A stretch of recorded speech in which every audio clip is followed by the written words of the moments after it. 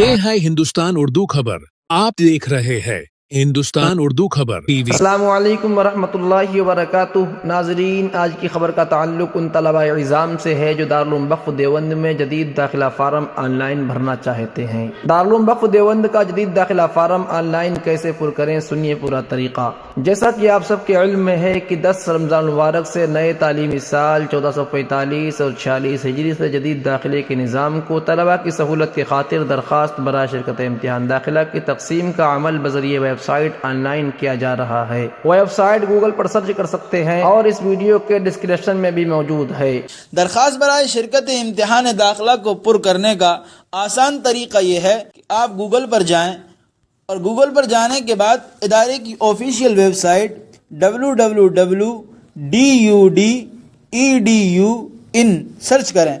Search करने के बाद सबसे पहली लिंक जो आपको दिखाई देगी आप उस पर क्लिक कर दें। क्लिक करने के बाद कुछ इस तरीके की सूरत हाल आपके सामने होगी। आप यहाँ पर दाईं जानिब देखें, आपको फार्म बराए दाखिले जदीद का ऑप्शन मिलेगा, आप उस पर क्लिक कर दें। क्लिक करने के बाद जदीद दाखिलों से मुताल्लिक अहम और बुनियादी हिदायत होंगी। आप इन हिदायत का बगौर मुताला करें। बगौर मुताला करने के बाद आप इस नीले बटन पर क्लिक कर दें।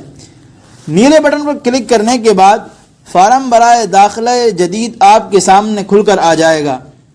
तो सबसे पहले आप यहाँ पर अपना मतलूबा दर्जा सिलेक्ट कर लें कि आप आइंदा साल किस दर्जे में दाखिला लेना चाहते हैं। फिर यहाँ पर आप अपना नाम, वल्दियत, तारीख़ विलादत, सरकारी आईडी, यहाँ पर आपको कई ऑप्शन दिए गए हैं। आप किसी भी आईडी का इंतखाब कर सकते हैं। मैंने यहाँ पर आधार कार्ड का इंतखाब किया हुआ है।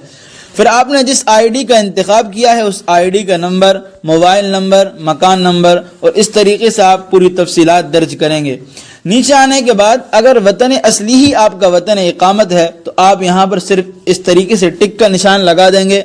और अगर आपका वतन असली अलग है और वतन इकामत अलग है तो आप वतन इकामत की तफसीलात भी यहाँ पर दर्ज करेंगे।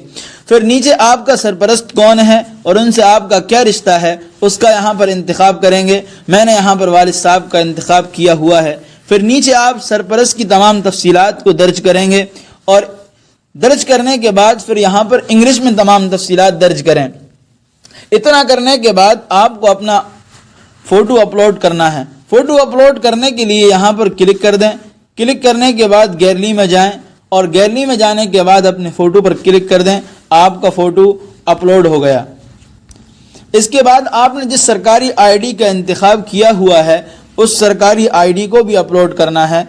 उसका फ्रंट पेज अपलोड करने के लिए आप यहाँ पर क्लिक कर दें। क्लिक करने के बाद गैलरी में जाएं और गैलरी में जाने के बाद आईडी के फ्रंट पेज को क्लिक कर दें। क्लिक करने के बाद आपकी आईडी का फ्रंट पेज अपलोड हो गया। अब आईडी के बैक पेज को भी अपलोड करना है तो उसको यहाँ पर क्लिक करें।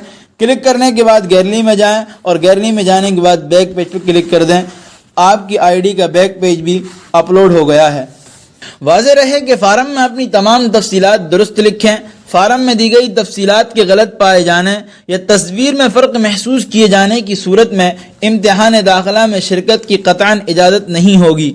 नीज़ आइंदा फार्म में दी गई इन तफसीलात में किसी भी तरह की तरमीम, इजाफ़ा या तख़फ़ीफ़ भी नहीं हो सकेगी। मज़कूरा बाला तमाम तफसीलात की खानापुरी के बाद आप सबमिट के ऑप्शन पर क्लिक करें और फार्म की फ़ीस ऑनलाइन जमा करें।